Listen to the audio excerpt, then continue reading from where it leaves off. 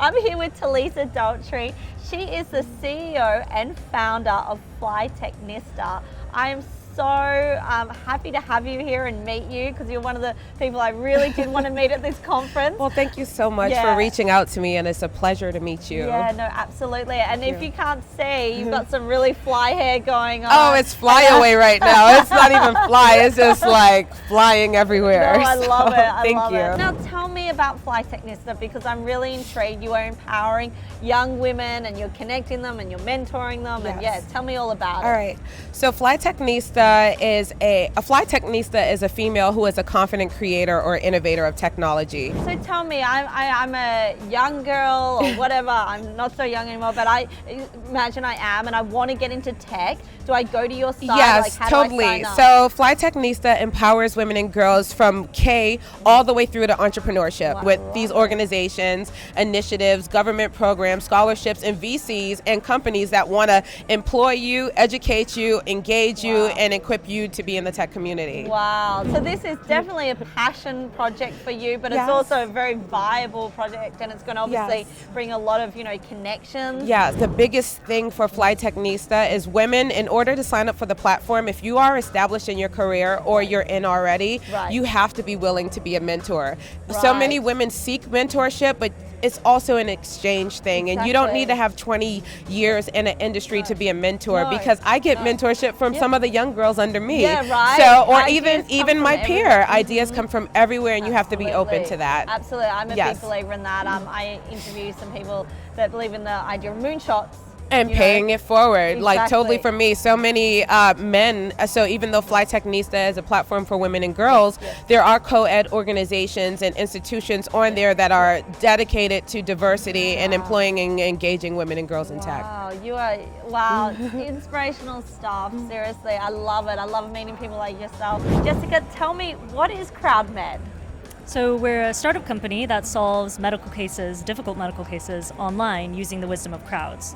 The way it works is, if you're a patient, you've gone to see a few doctors, they can't figure out what's wrong with you, you can post your symptoms to our website, and people all over the world with diverse backgrounds, which is key, work together to help solve that case.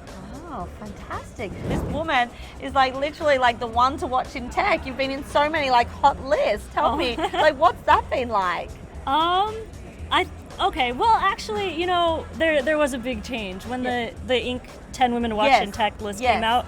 I think that's when my parents actually kind of finally understood what I did, Before that, there's this general idea of, I think Jess does something in design, right? It's they don't know what that means. And for a long time, my grandma, I think, actually thought I made Hello Kitty because I'd write her letters on Hello Kitty stationery. So she'd tell her friends, oh, my granddaughter made this. No, Grandma, I didn't make Hello Kitty. I think I'd be doing really, really well if I did that. Fantastic, right?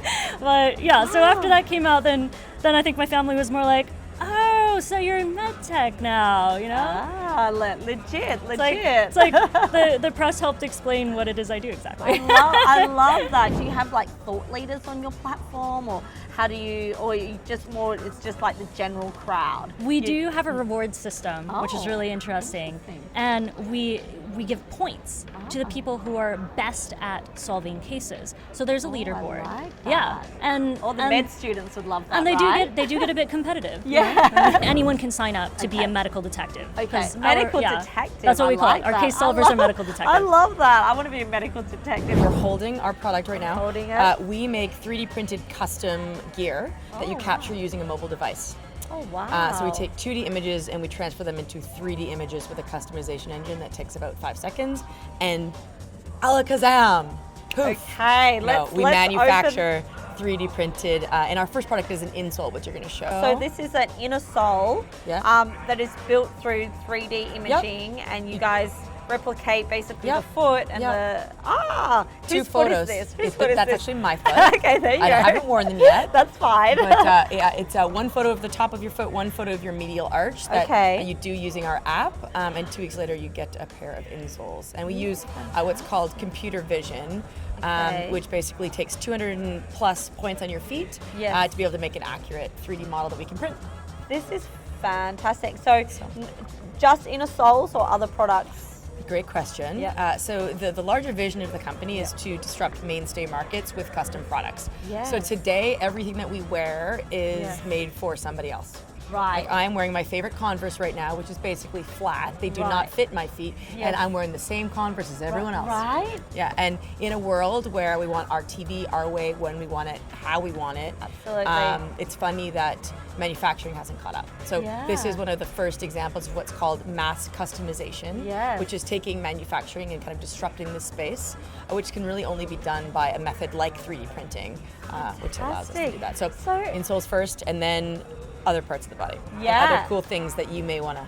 Yeah. And you know what, January, I'm going to ask you a question. Yes, please What do. would you like to customize? If you had a magic wand and worked at Weave, and could make custom anything? Well, we all know that, you know, a isn't bit that of the brassiere area, it's always nice. You don't have to spend hours in Victoria's Secret or whatever trying to find that perfect fit. Interesting. So that was a nice segue. Our one of our strategic investors actually is one of the manufacturers for Victoria's Secret. Oh, there you go. So the bra is you were not the first person today even that has asked me to solve that problem. Look, it's an ongoing problem. If you can solve that, you'll be doing very well. But obviously, everything has to be attractive, right? Tell us all about Your Gate, because I'm really fascinated. Yeah, Your Gate is like an online platform for the Egyptian youth in Egypt from 18 to 25. Right. We are actually covering all the educational interests they could like have, from courses to workshops, student activities, news, international conferences, all of this in one platform. Wow. Yeah, we are actually planning now to launch an application where they could like book their seats in their preferred course and workshops, so that they didn't have to go to the places that provide courses and all of this physically. Right. Yeah. So that was the problem. There was no like infrastructure. It was all very kind of like spread out, and you had to go to one place to get information. It was like time consuming.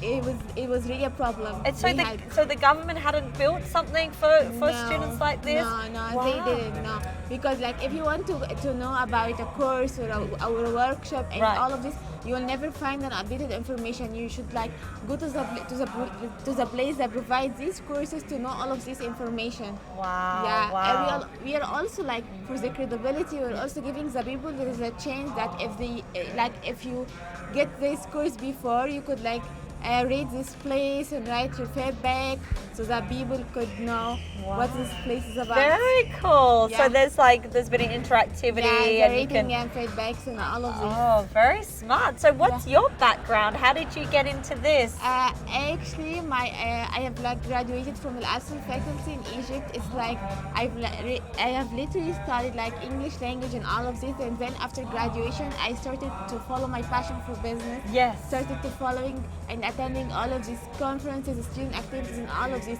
And then I faced that problem because one of my friends, she wanted to take that course. Yes. And we like keep searching for all this course and waiting to all of these places to ask about it. Then it got me. Wow. See, firsthand you experienced it and you created a solution. Yeah. That's amazing.